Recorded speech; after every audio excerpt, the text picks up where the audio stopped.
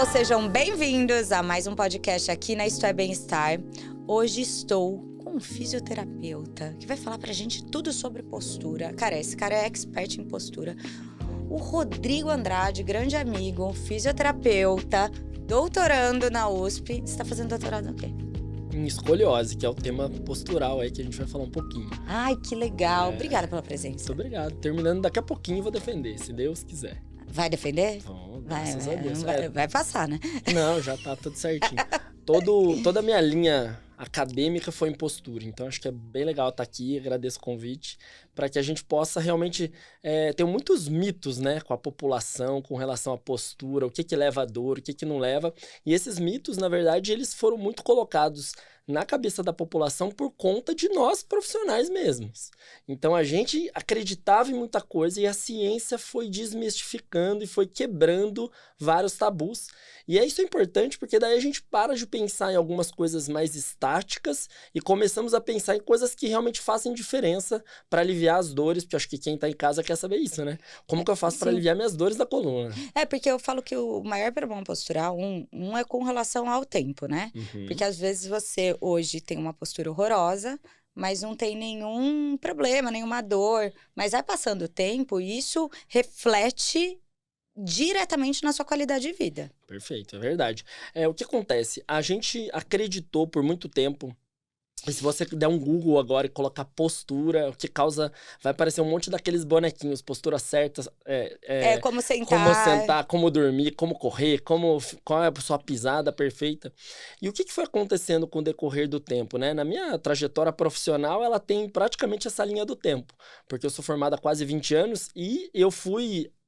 criado na fisioterapia, que as questões posturais, elas tinham total relação com as dores e vice-versa. Se eu tratasse a postura, eu melhoraria ali as minhas questões das dores na coluna, etc. Então, a gente tinha essa ideia, e aí acho que até fora do ar ali vocês perguntaram sobre RPG, sobre essas... A gente tem várias técnicas que a fisioterapia utiliza que elas trabalham basicamente as alterações posturais. E aí, o que foi acontecendo com a ciência, né? Então, tem uma história bem interessante. Eu entrei no mestrado 2011, eu terminei em 2014. Na época que eu fiz. Em 2014 eu terminei o mestrado. E eu entrei no mestrado exatamente para avaliar a postura da cabeça de pessoas que tinham problemas na ATM, disfunção temporomandibular. Sim. Aí que a gente também tinha uma teoria de que quanto mais a cabeça ficava para frente, mudava ali o posicionamento do côndilo, da mandíbula, esse osso aqui da boca. E aí, consequentemente, essas pessoas teriam mais dor. E a gente comparou um grupo de pessoas que tinha dor e um grupo de pessoas que não tinha dor. E quais foram os resultados? Todo mundo tinha alterações posturais, independente da dor. E aí você vai estudar, né? Falar, mas da onde que vem tudo isso? Por que tem gente que sente dor, tem gente que não sente dor? E aí, quando você se debruça na neurofisiologia da dor, né? Que é o termo... Desde 1980 e pouco já se fala que as dores estão mais relacionadas com questões mais complexas do sistema nervoso central. Tá. Então, os músculos, eles têm, lógico, uma relação quando eles estão mais contraídos, tudo, mas que a dor realmente ela é multifatorial. Sim. Então, ela tem relação, principalmente, aí a sua área é maravilhosa, com o nível de atividade física. Então, não tem não existe um exercício muito melhor que o outro. Então, sei lá, a pessoa tá com dor na coluna, faz pilates, ou faz bicicleta ergométrica, que é de graça, Sim. ou caminha no parque, tem a mesma melhora no quesito dor. Então, o nível de atividade física, acho que é o pilar mais importante hoje para as pessoas não sentirem dor. A percepção de dor é muito individual também. Muito individual, mas o que acontece quando ela faz mais atividade física, melhora o limiar de dor dela, ela percebe menos a dor. Sim. Tá? Questões hormonais, com endorfina, vários... Questões até de concentração e foco, né? Com certeza, com certeza. Você deixa de perceber um tipo de dor para perceber uma outra dorzinha que é boa. Exatamente, essa é maravilhosa. Tem relação com o nível da qualidade do sono, fatores, então quem dorme melhor tem menos dor, o limiar de dor é menor. Tem mais relação com questões De estresse. comportamental, exatamente. Depressão, ansiedade, essas pessoas tendem a se perceber mais dolorosas, o limiar é pior. Questões de fumo, ninguém fala, mas hoje, assim, questão de fumo, ainda mais que aumentou muito com esses vape. cigarros eletrônicos, fumo em qualquer lugar, né, assim, entre aspas. Sim. Isso é uma questão que aumentou muito, então tem estudos com 5.000 pessoas que quem fuma tem mais dor, e quem para de fumar melhora mais da dor do que quem não para de fumar. Sim. Questões relacionadas ao seu diagnóstico, então só de eu ir ao médico, caminho mais... Eu vou contar uma historinha que acho que muita gente vai se identificar. Eu sinto... Você, é super ativa, faz exercício, tal. Tem uma dor muito forte, trava a coluna. Aí vai ao médico. O médico hoje, ele tá muito ligado nas questões físicas. Na consequência. Exatamente. Ele vai lá e pede exame complementar. Os guidelines, as maiores diretrizes internacionais de ciência, não recomendam exames complementares há mais de décadas, tá? Mas a gente ainda tá em procurar a doença ali, né? Sim. E aí é uma consulta normalmente muito rápida que pede exame para ver o que tem, né? Causa da dor. E aí ele vê lá que tem algum problema na coluna. Degeneração, bico de papagaio, hérnia de disco, protusões, que são coisas que nós vamos falar isso, mas são coisas naturais do envelhecimento da coluna. E aí o que a pessoa fala? Poxa, tem um problema na coluna, dancei. O que eu tenho que fazer? Parar de correr, parar de pular, parar de ir na academia, que é carregar peso. E aí ele entra ciclo vicioso. Ele para de fazer tudo aquilo que ele fazia, ele se enfraquece, ele tem mais medo do movimento, ele fica mais... E aí a dor aumenta e aquela dor se instala. A história natural da doença de uma dor aguda, igual essa que eu tô te contando, é uma dor que a gente sente. Quem de nós já não sentiu uma dor um dia e de repente essa dor passa sozinha, tá? Ela é muito boa. 90% das dores, elas vão embora de 2 a 4 semanas. Mas a dor crônica, ela é muito dura de ir embora. Então, essa dor se instala e aí você começa a ter mecanismos que o seu sistema nervoso central, aí fechando o ciclo da minha história aqui, começa a ser muito mais complexo. O limiar da pessoa começa a mudar, a percepção da dor dela começa a mudar. O corpo dela basicamente entende que um movimento é um perigo. Sim. E aí assim, Você começa a parar de fazer para evitar que essa dor aconteça. Exatamente, só que daí ela não vai mais embora, ela vira uma dor mais persistente. É o problema da dor crônica. Na verdade, é uma epidemia que a gente tem hoje. Eu tenho. A dor de coluna. De 2013, a dor na coluna se tornou a doença. Existe um grande estudo da Lancet que ele vê todas as doenças do mundo e quais incapacitam mais as pessoas. Então, ela era a 7ª doença que mais incapacitava pessoas. Depois de 2013, ela se transformou em a primeira doença que mais incapacita pessoas do mundo. Sim. Então, a dor lombar é a primeira e a dor cervical é a 4ª. Ou seja, a gente está falando de uma epidemia, só que a gente precisa mudar esse ciclo das pessoas. Elas precisam parar de pensar só na questão postural e mudar todo esse ciclo, que não é fácil. É a mesma coisa quando que a gente está falando de postura, mas a gente ainda tem profissionais que, por exemplo, tem problema no joelho, para de agachar. Exatamente. Só que você só agacha o tempo inteiro. Como você vai parar de agachar? Como é que você vai ao banheiro? Como você vai ao banheiro? Como você vai sentar no sofá para assistir TV? Sim. Aí você zera a sua vida? Exatamente. Então, são coisas que são contrassenso, né? Por isso que a gente precisa quebrar esses mitos mesmo. E aí, a gente precisa entender por que essas pessoas estão tão crônicas. Né? Por que essas dores não vão embora? E aí, voltando no assunto da postura, a gente precisa entender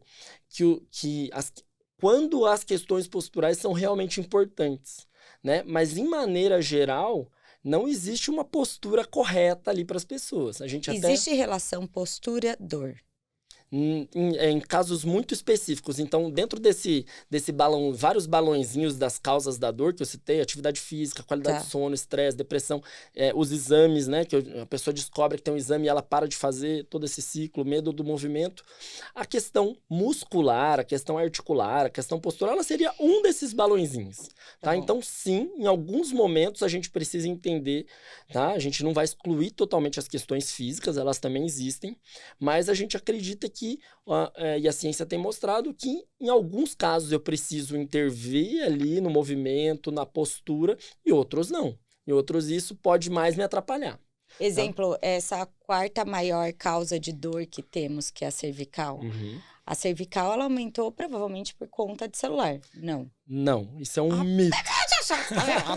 Agora me conta. Tá, isso é bem legal.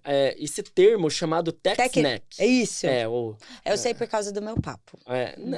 Para questões Não, ali... papo, ok. Ok. O que acontece? Foi um quiroprata americano que ele fez um estudo mecânico, basicamente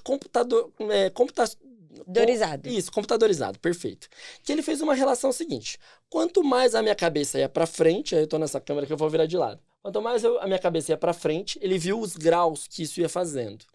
Consequentemente, isso aumentaria o peso da minha cabeça. Que daí ele faz uma relação peso e quanto inclinação. Mais peso, isso. Claro, a gente fica no celular, mas antigamente o seu avô possivelmente ficava horas no jornal. Sim. Ou ele ficava horas escrevendo, ou quem trabalha numa cozinha. Fica horas cortando. Olhando pra baixo. Então a gente só mudou a forma. A manicure, fica horas mexendo. Exatamente. Então assim, é que a gente só... Hoje... Tudo bem, todo mundo está no celular, isso não vai mudar.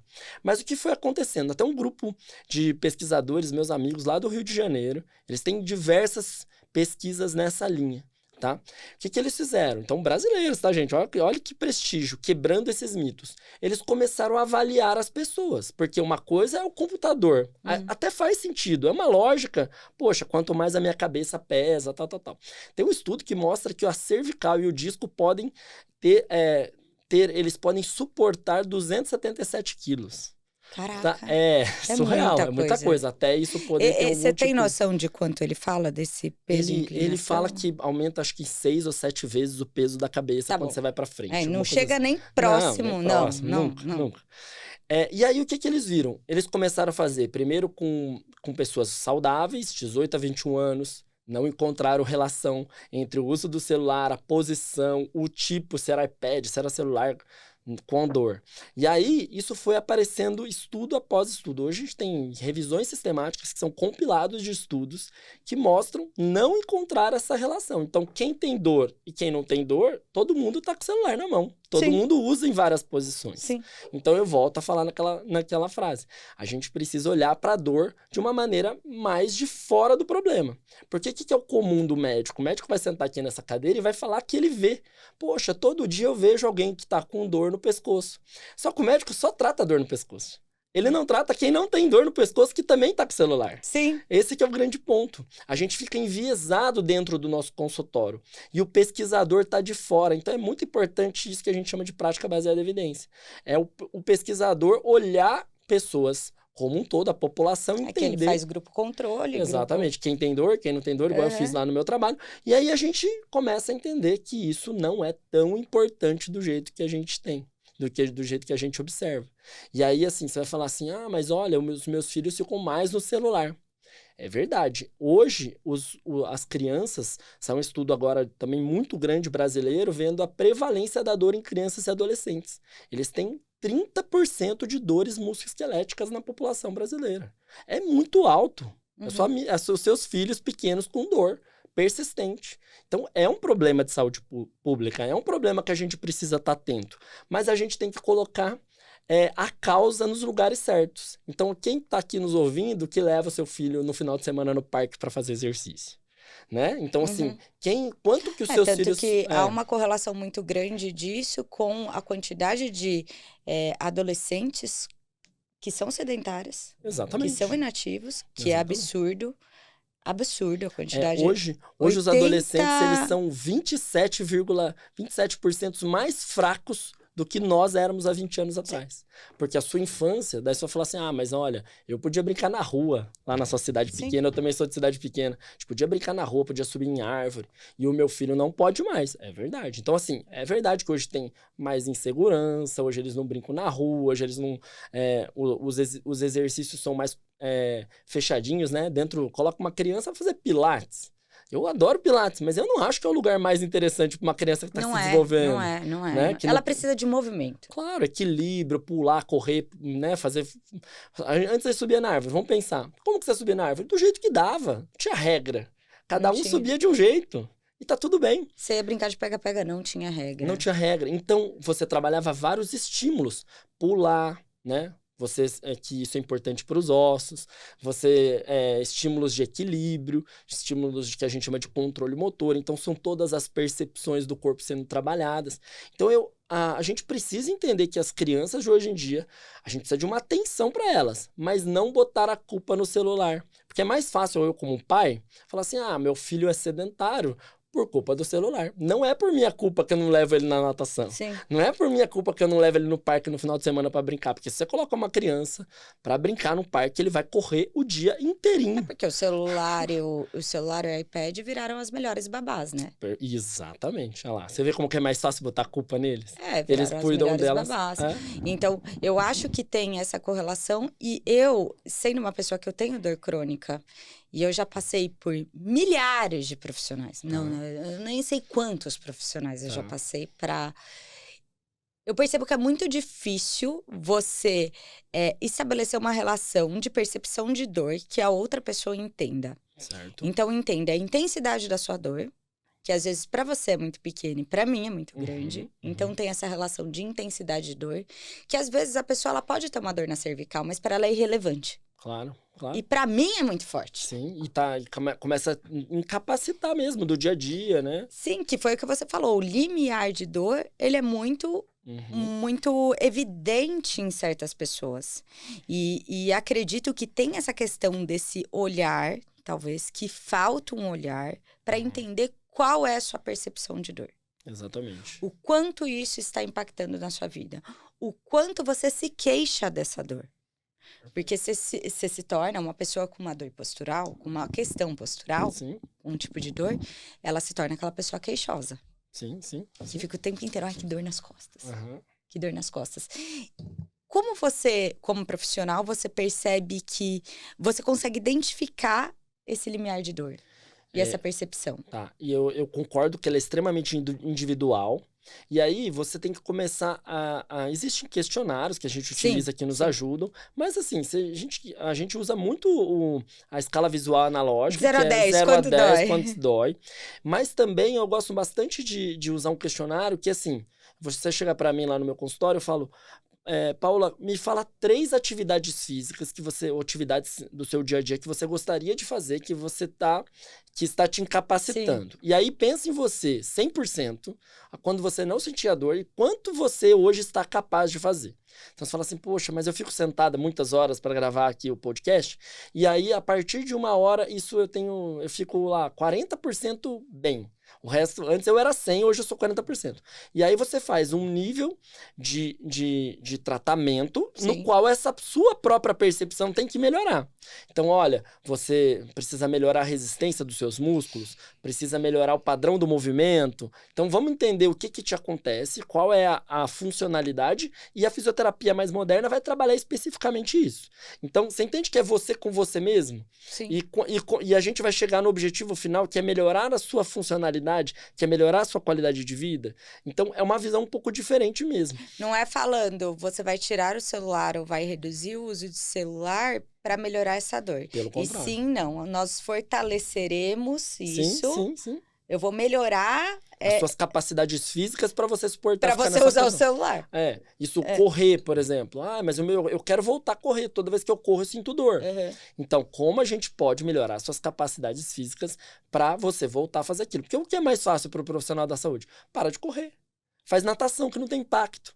Só que, às vezes, o que você gosta de fazer é correr e não nadar. Sim. Então, a gente precisa... eu nunca vou ser um profissional completo se eu só limitar o meu paciente a fazer o que eu acho que é o melhor para ele.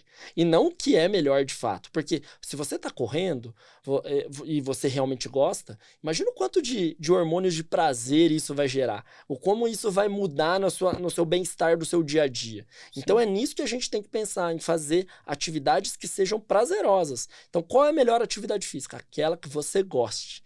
Não importa que se você não consegue fazer ela inteira. Vamos começar a fazer. Olha, Rodrigo, eu não consigo mais correr 1 hora, mas eu consigo correr 5 minutos, caminhar 5 minutos. É um bom começo. Sim. Eu gosto de ir na academia, mas dói minhas costas. Poxa, vamos fazer só braço? Mas você vai estar no ambiente da academia, você vai estar com seus amigos. Isso tudo vai mudando o ambiente e a forma que eu encaro a minha dor. Porque se tem um lugar perfeito para a dor se instalar e nunca mais ir embora, é ficar em casa sessão da tarde. Sim. Desde 90, há muitos anos, as orientações científicas não faça repouso. Repouso é o pior cenário para a pessoa ficar pior. Você fica em casa assistindo Sessão da Tarde, você vai ver como que você só vai pensar besteira. Minha dor tá crônica, a minha hérnia vai sair, eu vou ficar paraplégico.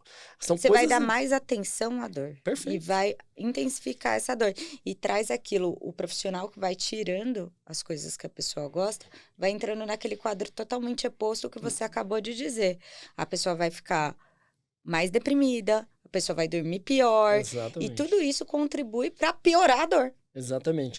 Só correr, por exemplo, assim, um negócio... É muito... Antigamente a gente pensava, né? Tem um impacto na coluna, os discos vão degenerar mais rapidamente. Tem um estudo da Nature que eles compararam 3 grupos. Um grupo de pessoas que eram sedentários, um grupo de pessoas que corria de 20 a 40 quilômetros por semana, que é muita coisa, e um grupo que corria mais de 50 quilômetros por semana. E eles analisaram a qualidade dos discos. Os discos é o amortecedorzinho da coluna lá, para quem não sabe. Os discos mais hidratados, mais fortes, era quem corria, e quem tinha os piores eram os sedentários. Sim. Então é totalmente inverso do que a gente aprendeu, do que eu aprendi, tá, na minha faculdade, que eu aprendi lá no começo da minha carreira. Então a ciência vai nos mostrando que o exercício é o caminho. Então eu acho que esse é um consenso que todo mundo tem que ter. Mas é claro, amanhã você não vai sair correndo igual uma maratonista. É gradual o processo, o seu corpo tem que acostumar, porque não é só o disco. Tem, lógico, seus músculos, eles têm que se adaptar àquele novo esporte, ou retornar àquele esporte que você fazia. Então, a gente tem que pensar na forma que você está correndo. Então, hoje, a gente tem que pensar que eu preciso fazer o meu paciente voltar a fazer a atividade que ele gostava mais. Sim. Antes de eu pensar em coisas mais... o que eu limito? Às vezes, a gente até pode fazer, tá? Não tá errado. Olha, vamos diminuir um pouco a intensidade que você está fazendo, igual eu tô falando. Vamos na academia fazer coisas mais leves um pouquinho, ou diminuir um movimento que tá pensando, que tá doloroso, e aí, aos poucos, eu vou devolvendo aquela funcionalidade para ele. É que eu acho que o que mais acontece é que alguns profissionais, eu não vou generalizar, Não, claro. generalizam o que é individual. Então, perfeito. É justamente isso que você está dizendo. Então, exemplo, para algumas pessoas, ok, correr, para outras não. Eu tenho que olhar você, e existe uma técnica de corrida padronizada? A técnica é individual. Certo. Bem como sentar é individual. Você tem que adequar de acordo com o seu paciente. Então, não dá para pegar e padronizar uma questão que é individual. Eu concordo. Eu acho que quando a gente pensa em saúde pública, na população, a gente precisa devolver eles a voltarem a fazer mais atividade física. Mas no nosso dia a dia por que eu acho que as pessoas acabam generalizando? Porque leva tempo mudar a cabeça das pessoas. O paciente que teve uma dor correndo, para ele voltar a correr e entender que aquilo não é um problema, que não vai deixar ele, aquilo não é grave, é só um processo que o corpo dele muitas vezes precisou se recuperar, igual um jogador de futebol. Não dá para cada lesão ou ele nunca mais jogar. Pensa nisso. Sim. Você não faz isso com o atleta. Daí você vai colocar ele de lado. Mas na população a gente faz isso. Basicamente a gente faz isso. Chega mais rápido eu falar, para de fazer. Faça alguma coisa que não tem impacto. E aí eu vou gerando pessoas insatisfeitas, às vezes eu deixo ela mais sedentária, e é onde a gente tem que mudar um pouco a cabeça das pessoas. Eu acho que é por esse caminho. E até usando uma muleta para isso. Sim. Eu não posso treinar, porque eu tô com isso. E aí é mais fácil, né? É mais difícil você sair de casa e treinar, né? Hoje, frio em São Paulo, mais difícil você sair para treinar. Sério, eu falo, é chato treinar. Sim. E quem tem dor, e eu falo como uma pessoa na posição de que tem dor, é mais difícil ainda. E é muito mais fácil você virar e falar assim, cara, eu não vou treinar hoje porque eu tenho dor. Mas você pode pensar, eu vou treinar que isso vai aliviar minha dor. Exatamente. E acontece, não acontece? É o que mais acontece. Quando você... No começo é ruim, mas depois você vai encontrando estratégias e o seu corpo vai ficando melhor. O limiar de dor diminui quando você faz exercício. Sim. Né? E pensando em postura, existe uma postura correta? A gente aprendeu isso, que existe uma linha lateral, né, que passa, que as pessoas... Mas isso, assim, hoje a gente entende que, claro, eu sempre vou falar que existe um bom senso. Se você encontrar e ver uma criança, um adulto, que tem uma coisa que enche muito os seus olhos, a gente tem padrões de simetria, né? Mas eu vou falar um pouco mais dos excessos. A gente tem doenças relacionadas à postura, que é o que eu trabalho, por exemplo, escoliose, eu estava falando aqui antes para vocês, hipercifose de Schwerman, que são doenças que têm outras causas, são até desconhecidas, mas os estudos, a gente publicou estudo com causas genéticas, causas hormonais, não são alterações posturais pontuais. Sim. Tá? Então, se você está em casa e vê alguém com uma postura que você, a olho nu, observa muito assimétrica, precisa sim avaliar, precisa sim entender se aquilo é alguma doença mais grave. Uhum. Mas, no geral, alterações pequenas posturais, coisas que não são muito, assim, como que eu posso falar? Não tem muito desvio. Isso, são coisas pequenas, a gente tem que entender que isso é natural, tá? Se não gerador. Se não gera... Não necessariamente precisa gerador. Porque, exemplo, se eu tenho uma postura que não é boa, tipo, Tá. você olha pra mim. Isso. Nossa, você como leigo, Tá você bom, não tá é bom, tá físico, bom. tá? Não é físico. Tá. Você olha que minha postura tá um pouquinho errada, eu tô um pouco corcunda, porque a Uhum. gente fica assim, mas assim, isso não tá me incomodando, não tá me gerando dor. Eu preciso cuidar disso? Não necessariamente, não precisa, tá? Não precisa. A não ser que aquilo tenha algum motivo. Então, por exemplo, eu tenho adultos que têm esse padrão Uhum. que quer melhorar por questões estéticas. Ah, beleza. Você tem um objetivo ali. Ou quer melhorar porque vai dar uma palestra, né? A pessoa vai ser um professor e a postura dele tá muito ruim. Ou um empresário. A gente tem pessoas assim. E tá Uhum. tudo bem. Isso não necessariamente tem uma queixa ali com a dor. Se ele tiver uma dor, a gente vai entender se aquela postura ela é um fator desencadeante para aquela dor. Tá bom. Se sim, a gente vai cuidar. E aí, se for uma alteração maior, a gente vai avaliar para ver se realmente tem alguma alteração. Por exemplo, uma escoliose, né? Que é uma escoliose, é uma alteração ali, o termo real assim é deformidade da coluna, Sim, ela é uma alteração complexa. Assim, né? Isso, ela pode ser um C, pode ser um S, ou a hipercifose, que é a pessoa mais corcunda. Aí são doenças que a gente pede uma radiografia, a gente avalia o grau dessa coluna, o grau de inclinação ou o grau de flexão, tá? E aí a gente tem fatores, valores que nos indicam se precisa ou não de um tratamento. E deixa eu te perguntar, existe algum ponto de atenção que essa pessoa precisa ter por conta de uma escoliose? Vamos falar da escoliose, que depois a gente fala da cifose, que no final é não a mesma coisa, mas é uma alteração que precisa desencadear algum incômodo, certo? Perfeito. Isso pode levar ao quê? Tirando a questão estética e também as questões, talvez, deve gerar muita dor, né? Vamos lá. A escoliose, ela é a doença mais prevalente da adolescência. Então, olha que interessante, nós vamos falar agora de crianças e adolescentes. Tá. Então, é importante os pais saberem disso. Quando você encontrar, a gente publicou um estudo que a gente viu que quanto mais inclinado está o ombro do paciente, ele tem uma grande chance de ter escoliose. E o teste é você pedir para o seu filho inclinar a coluna para frente, fazer a flexão, você vai ver um lado das costas mais alto que o outro. Isso chama gibosidade, tá? Quando a gente encontra realmente esses sinais, são sinais clínicos, uma cintura mais assimétrica que a outra. Mais altinha. Sabe aquele, a gente chama de triângulo de Tales, que é a cintura, um lado é reto, outro lado é curvado, Sim. um ombro assimétrico, as costas mais altas. Então, isso pode ser escoliose. Aí a gente faz um exame, uma radiografia da coluna, que a gente mede um grau chamado ângulo de Cobb. Esse ângulo de Cobb, quando você tem maior que 10 graus, é escoliose, é o diagnóstico de escoliose. Tá bom. E aí as causas são desconhecidas, mas existem estudos com causas genéticas, causas hormonais, deficiência de vitamina D e cálcio, questões mais alterações lá do sistema nervoso central. Então, são alterações complexas ali, multifatoriais. A gente não sabe muito de onde vem, não tem um exame que avalia isso, mas aí que vem o ponto. Ela piora, esse grau, essa coluna vai entortando cada vez mais no rápido estirão do crescimento. Então, quando ele tem o estirão, vamos pensar, piorou. Vamos pensar nos seus filhos, são adolescentes, né? A Lorena tem 13, né? Você falou? Isso, e então, pouquinho. Então, essa idade é a idade do estirão, é o estirão da puberdade. Essa é a hora que a escoliose tende a progredir. Então, a criança não tinha nada, você olha para ela, é saudável, Daí você vê um desviozinho e tal, aí faz o exame 10 graus. Se não faz tratamento, a chance disso aumentar é gigante. Amanhã tá com 20, depois 30, tem criança que tem 100 graus, 110 Que graus. fica super assim. Fica exatamente. Se alguém já viu alguém na rua, isso chama escoliose. Então, hoje existem tratamentos com exercícios de fisioterapia específicos quando você tem um grau mais leve, que são curvas de 10 a 25 graus. Acima de 20, 25 graus até 50 graus, usa um colete ortopédico. É um colete mesmo rígido que segura essa curva. E volta? A gente tem vários estudos nessa linha. A primeira objetivo é tentar frear e segurar essa escoliose, não deixar ela aumentar. Evoluir.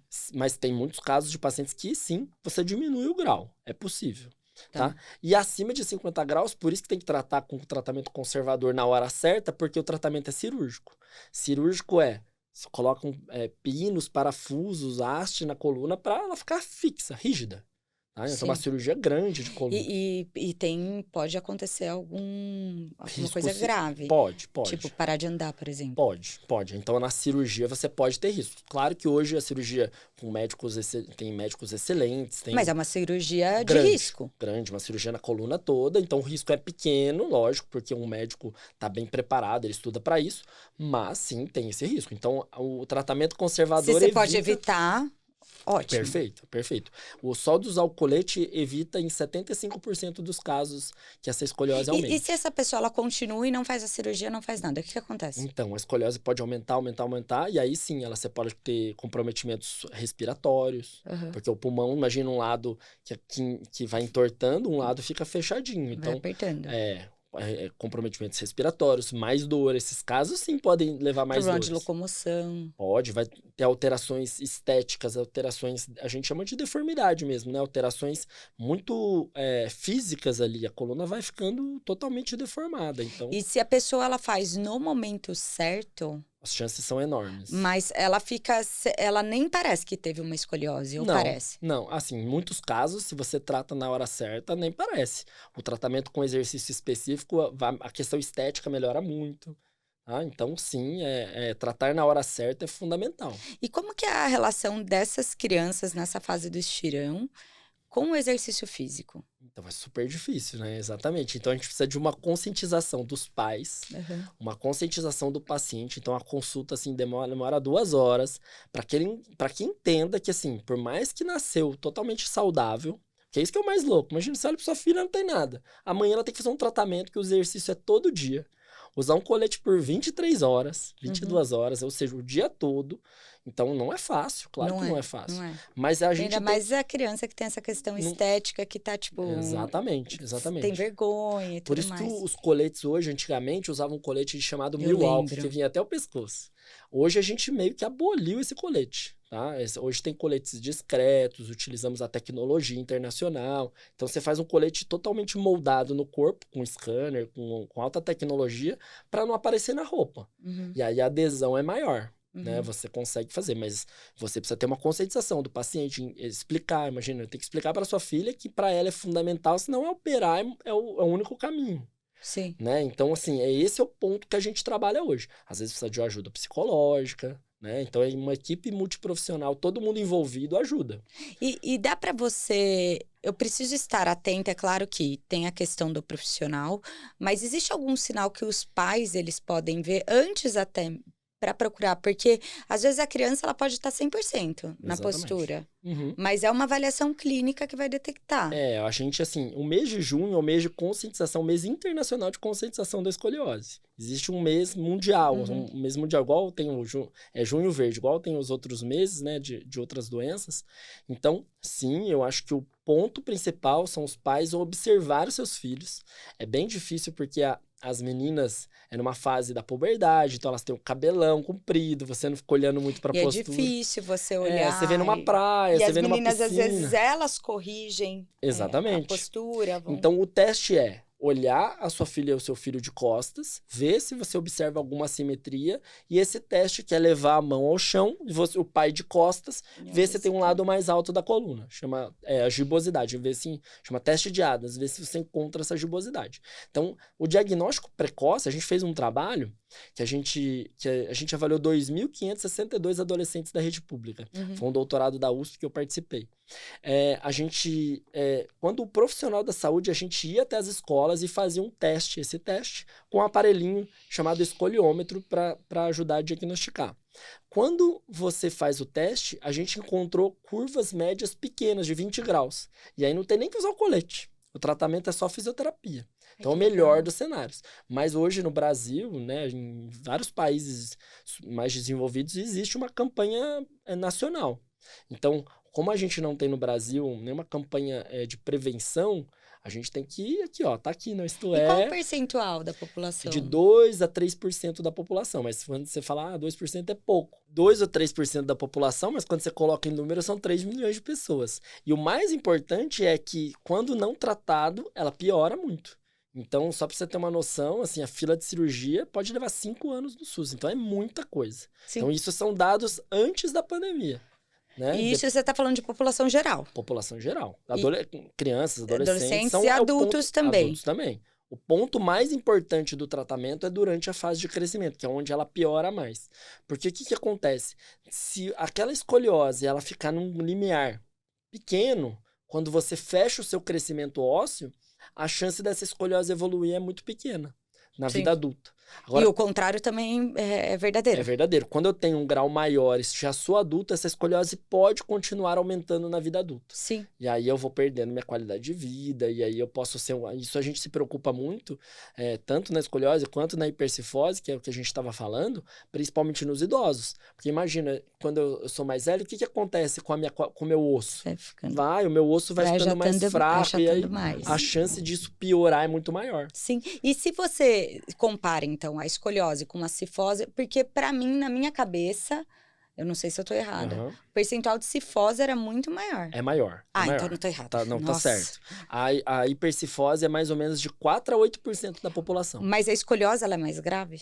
Depende, porque que a hipercifose, a gente também tem separações.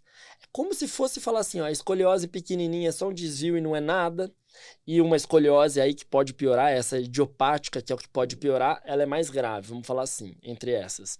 E na hipercifose a gente também tem. A gente tem uma hipercifose postural. Você vê uma criança que tem um padrão postural não muito bom, meio corcunda, uma coisa assim. E aí ele passa a vida, fica daquele jeito. Você já viu? Você deve ter alguém que você conhece a vida toda. Eu sou assim, mas às vezes eu consigo ainda corrigir. Tá. E aí a gente tem uma doença também, que é mais grave, como a hipercifose, como a escoliose, que chama hipercifose de Schwermann. Schwermann foi o cara lá, o radiologista que descobriu essa doença. Que é uma doença... Também é uma alteração ali que a gente não sabe muito bem. Tem muitos estudos com parte genética em ambas as doenças, mas que ela é uma doença que ela vai alterando ali a qualidade do disco. É como, eu vou fazer de uma forma bem leiga, é como se você tivesse uma doença autoimune, que o seu disco ele tem uma inflamação e ele vai se desgastando. Ele vai tendo uma morte ali daquele disco e consequentemente, da vértebra. E aí, ao invés de ficar retinho, bonitinho, ele vai tendo graus e isso vai entortando mesmo. Tá? E aí a pessoa vai ficando curvada. Você vê uma senhorinha passando na rua bem curvada. Vai degenerando. Era isso, degenerando. É uma doença degenerativa. Então, ela precisa de mais cuidado. Para diferenciar isso, você faz um teste e essa coluna, normalmente quando é postural, ela é mais móvel. É uma coluna que ela tem a flexibilidade, igual você falou. Tipo, eu consigo assim, corrigir.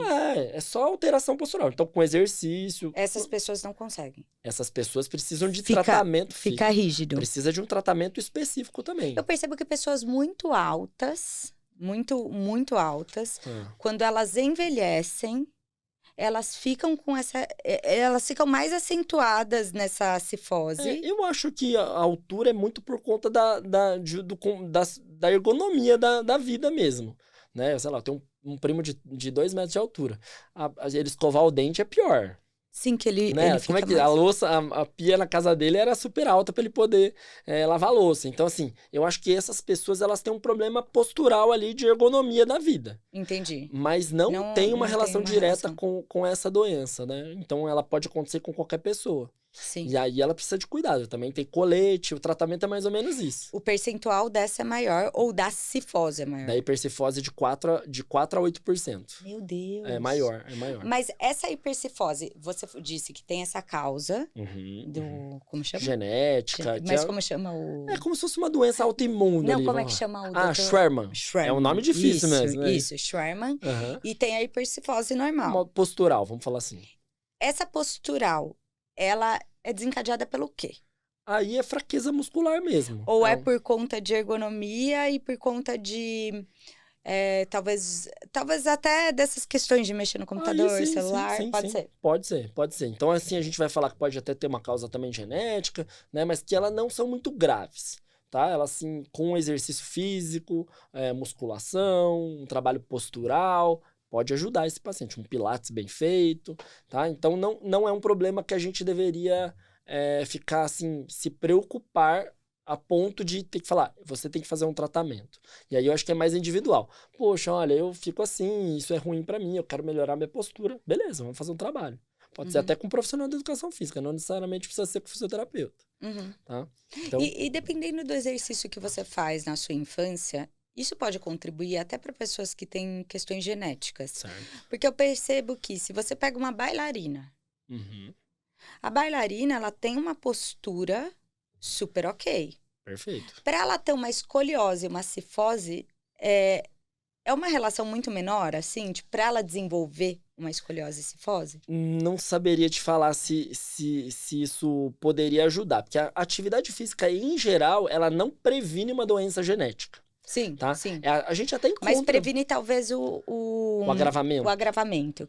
Mas a gente não tem muitos estudos com atividade física. Se ela só faz atividade física e não faz um tratamento específico, a gente já tem estudo que mostra que não resolve. Não resolve. Precisa de um tratamento específico. Por exemplo, tem um estudo bem grande que saiu agora em 2024, que eles pegaram 3 grupos de pacientes. Um grupo, só que já era uma curva grave, moderada, que já deveria usar colete. Então, um grupo usou colete, um grupo fez exercício específico, que é a fisioterapia hoje que tem mais evidência, e um grupo fez atividade física.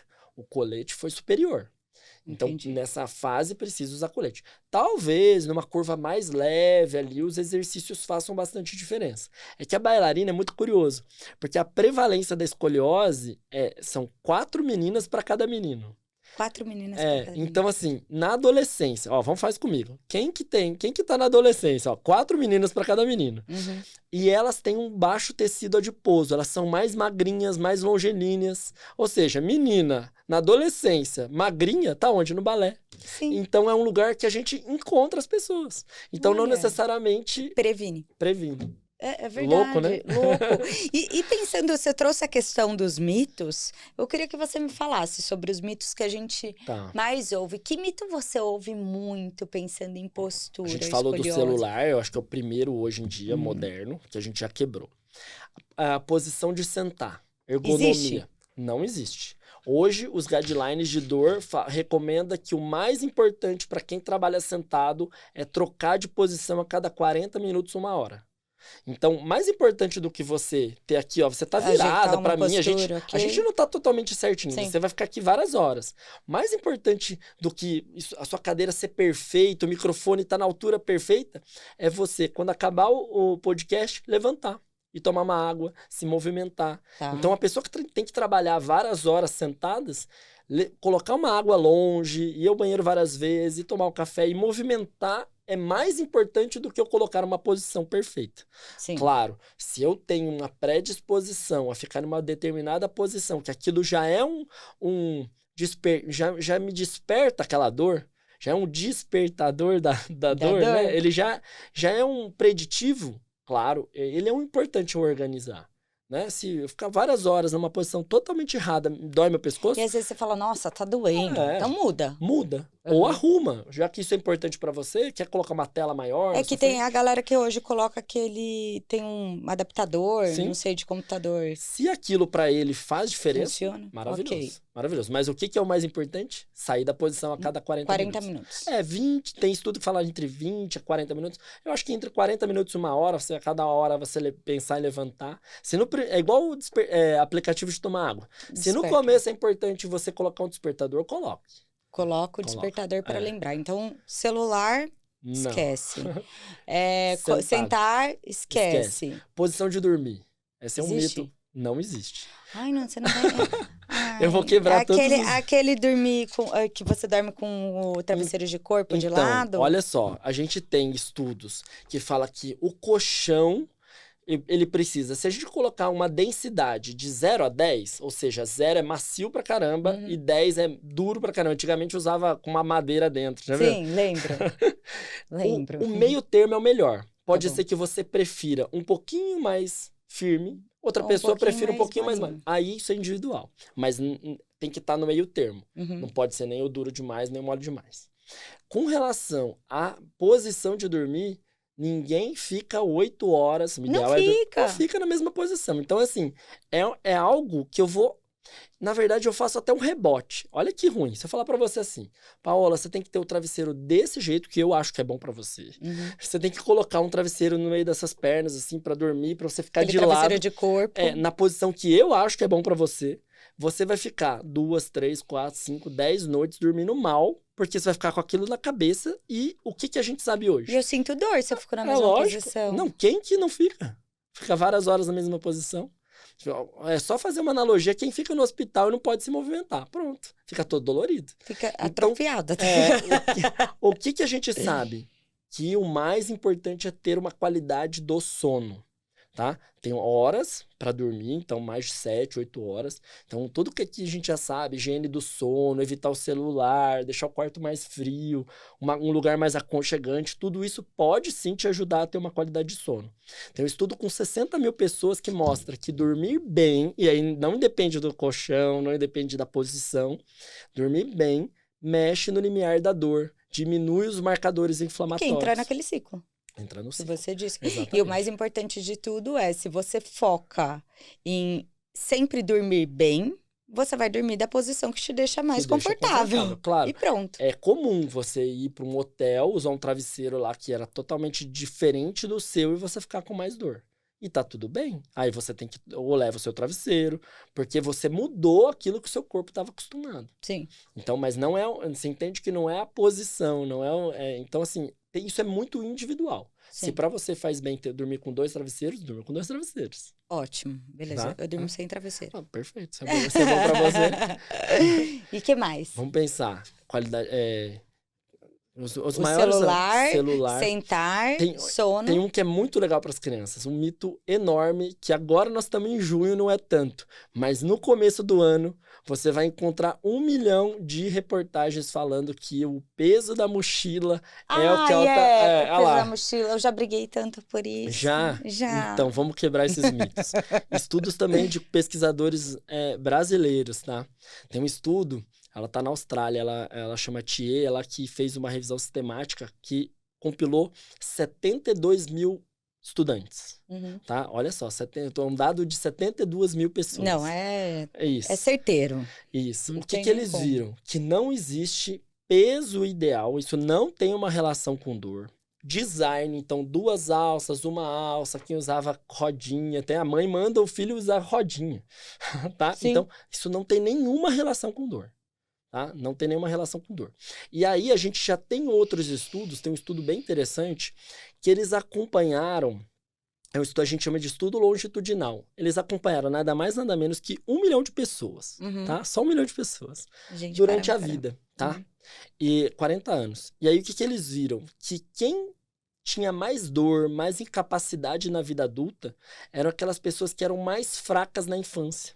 Então, quando a gente tira o peso das costas do seu filho, pelo contrário, você enfraquece ele, então ele tem mais chance de ser incapacitado na vida adulta.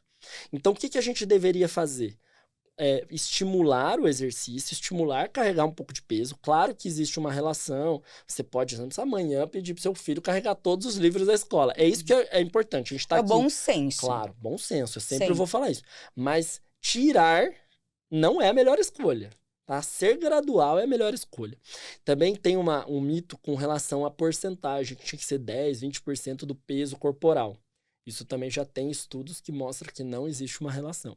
Tá? Então, nenhuma. O que a gente precisa fazer é estimular nossos filhos a serem fortes. Sim. Então, todo dia ele carregar um pouco de peso, legal. tá? É legal, faz sentido isso. Ele vai criando uma Estrutura musculatura. muscular e estrutura Exatamente. muscular onde ele mais A gente tem que precisa. tirar os nossos filhos daquela Da bolinha. redoma. Então. Eu carreguei muito peso, eu até carregava nas costas e na cabeça, porque eu ficava carregando, eu ia pra escola, eu levava um bolo de livro na cabeça e nas costas. Tá. E por fim, é claro que passou super rápido e tem muita coisa pra gente falar. Eu queria falar dos tratamentos, Tá. que eu acho que é super importante. Nós falamos dos mitos, da escoliose, cifose e os tratamentos. Tratamento. Hoje, com relação à fisioterapia, assim, que eu falo de tratamento de dor geral ou Sim. postural? De dor e postural, porque tem a questão do RPG, que você já falou Tá. que... RPG, a gente tem pouquíssimas evidências científicas. Uhum, Ele, quando você fala em dor, ele é muito parecido com qualquer outra atividade física. uhum. Então, na fisioterapia, a gente tem exercícios. O que é um grande ponto, assim? Exercícios, claro que pode ser terapêuticos, claro que eu posso te avaliar e entender quais são os melhores exercícios para você. A gente não vai esquecer a individualidade da pessoa, mas exercício é bom, ponto. Se você comparar Pilates com RPG com musculação, atividade física ajuda nas Sim. dores. Terapia manual, que são aquelas manipulações, mobilizações, é quando o fisioterapeuta vai ali e deixa aquela articulação um pouco mais livre. Isso juntamente com o exercício é muito legal. Sozinha é mito, tá? Por exemplo, vou toda semana no quiroprata me estralar inteiro porque isso vai prevenir minha dor. Não vai. Não vai.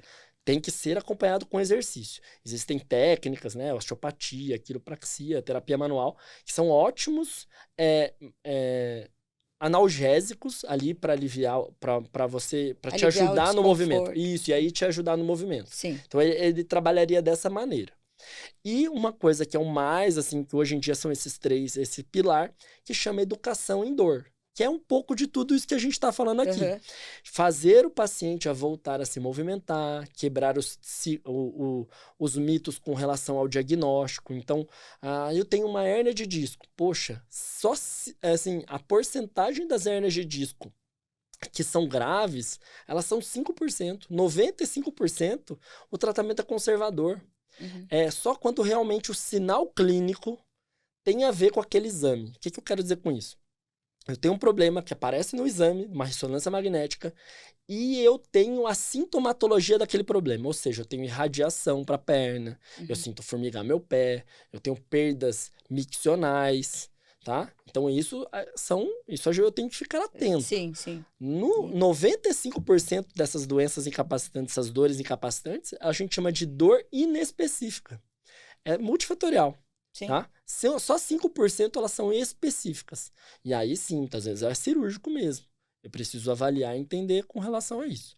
E só para você ter noção, somente menos de 1% é realmente grave. Tá? Que eu tenho que indicar totalmente para um serviço de saúde médico de emergência. Que são, o paciente chega para a gente com histórico de uma queda, e aí pode ser uma fratura. Sim. Histórico de infecção, então teve febre, ou um tumor na coluna, que perdeu peso 10, 15 quilos nos últimos 3, 4 meses. Então, pelo histórico do paciente, eu já consigo colocar ele em qual prateleira ele está. É uma dor realmente grave, é um red flag, né? Uma bandeira vermelha que eu não posso atender, eu tenho que indicar para um serviço médico de urgência. Ele é uma dor específica, ou seja, aqueles achados físicos têm a ver com o sinal clínico e eu preciso entender se é cirúrgico, se não é, qual é o caso. Ou em 95% é uma dor inespecífica, que é o que eu tenho que pensar nesses multifatores aí relacionados à queixa da dor. Sim, sim. Tá? A fisioterapia eu acho magnífica. A gente evoluiu muito, assim. Não, e eu acho legal porque, assim, à medida que o tempo vai passando, eu como profissional de educação física, eu falo que a gente como profissional de educação física, o fisioterapeuta como fisioterapeuta, a gente precisa entender o trabalho em conjunto. Nenhum pisar no espaço do outro. E isso aprendi muito na minha faculdade. Como minha faculdade era educação física, modalidade em saúde, a gente trabalhava todo mundo junto. E é o que deve ser mesmo. E tem que ser assim.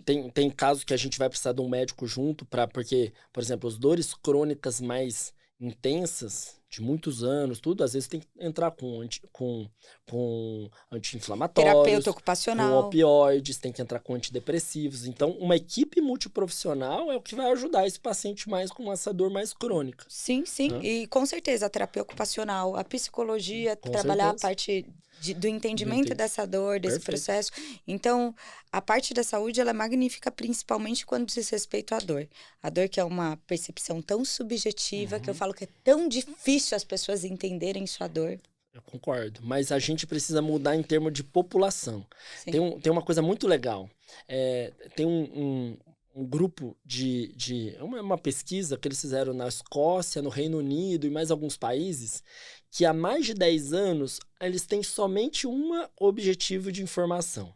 É vir aqui, onde a gente está, na televisão, no rádio, na internet, tal, e falar assim para a população: olha, quando eu tenho uma dor, você tem que continuar se movimentando e não tem que ficar parado. Antes era assim, eles já estão com mais de 80% da população já entende que se ele tiver uma dorzinha na coluna, ele tem que continuar se movimentando. Você não vai parar. Isso, se a gente conseguisse plantar essa sementinha aqui, a gente estaria muito feliz. A gente vai repetir isso inúmeras vezes. E aí, hoje, quando a gente pega estudo, tem um estudo nacional que avaliou as pessoas com dor crônica aqui no Brasil, quase 80% das pessoas acham que tem que ficar em repouso. Sim. Que ele sentiu dor, tem que ficar parado, tem que parar de jogar bola, tem que parar de ir na academia, tem que parar de sair do pilates. Tem uma coisa muito maluca que acontece, com vocês deve acontecer pra caramba, mas na fisioterapia é muito louco. A gente trata a dor, o paciente liga pra secretária e fala assim: olha, eu não vou porque eu tô com dor. Tá? Não é louco? Então. É agora que você deveria vir, porque a gente tem inúmeras técnicas analgésicas pra te ajudar a tirar da dor e continuar se movimentando. Então, esse é o ponto que a gente precisa mudar na população brasileira.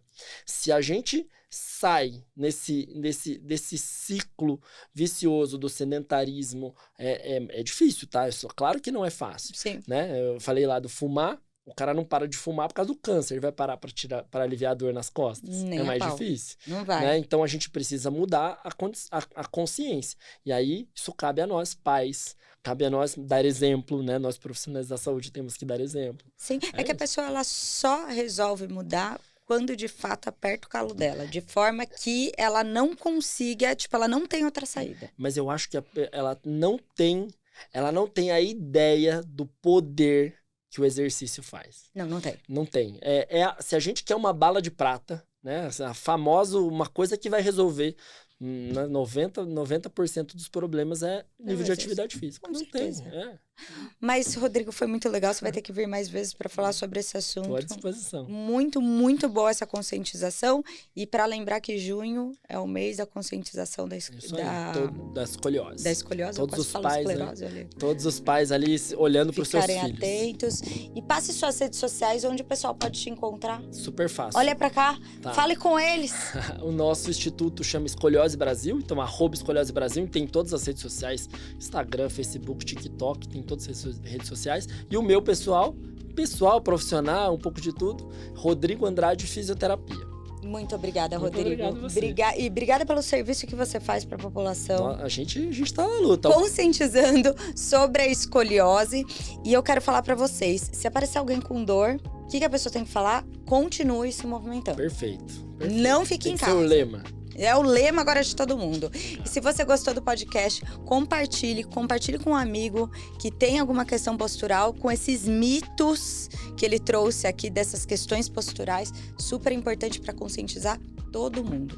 E obrigada a vocês, compartilhem, curtam e até o próximo. Tchau!